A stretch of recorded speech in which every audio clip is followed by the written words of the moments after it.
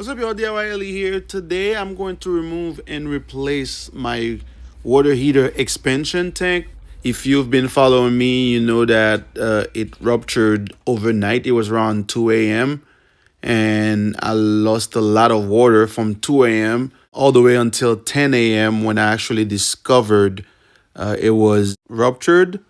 I called around for a quote, trying to get somebody to come out and fix it, and the smallest quote that somebody gave me was $450 just to remove and replace the tank.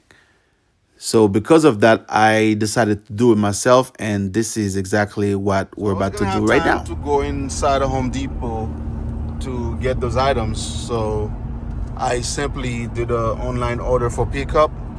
I pick up the pressure gauge right here and the water expansion tank right over here. Before I turn the water off, I'm going to check the pressure right here to make sure that the tank is at the same pressure as the water that's coming in. Them water gauge are super cheap.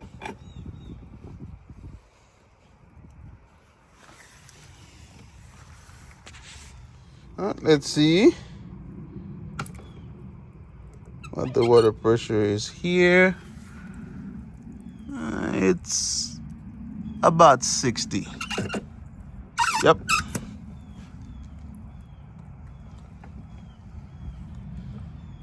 So that's what the expansion tank, that is the pressure that is the expansion tank should have as well. So I'm going to turn off the main valve. Here we go.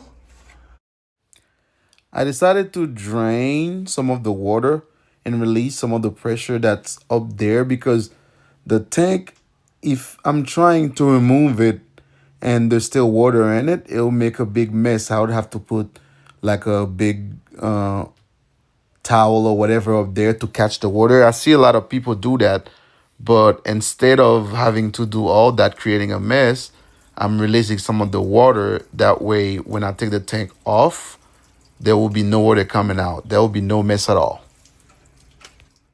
Also, instead of turning the water heater all the way off, I just put it on pilot. That way it doesn't come on while I'm trying to remove and replace the expansion tank. There we go. And I know this may be an overkill, but I still am going to release some more water because I so don't want to make a mess up there. And instead of making the mess, I would much rather just release most of the water now. That way, once I take off the tank, there will be no water coming out at all.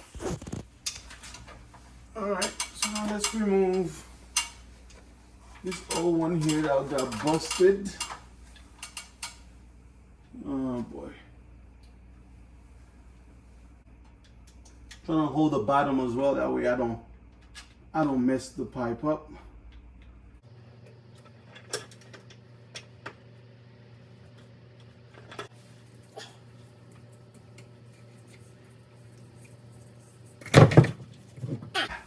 See, because I drained it, there was no water coming out of here, which is great. So let's get the new one so I can just install it up. So I'm using my car pump right here. My water pressure is at 60 psi. So I'm gonna make sure I put this one here at 60. Right there, we have it at 60. All right, so this is the old one. We can see where the damage happened. And I got the new one right here. And I'm about to install it. Now, I didn't use any tool while I was installing the new one. All I did was just screw it in and make sure it was really, really tight. And that was it. I think we should be good here.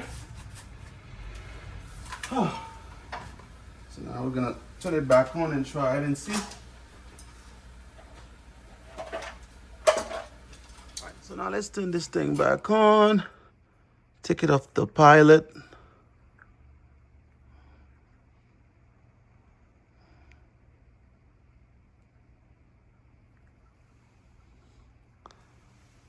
right here. And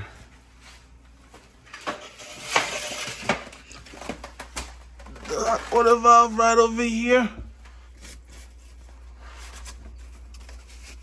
There we go.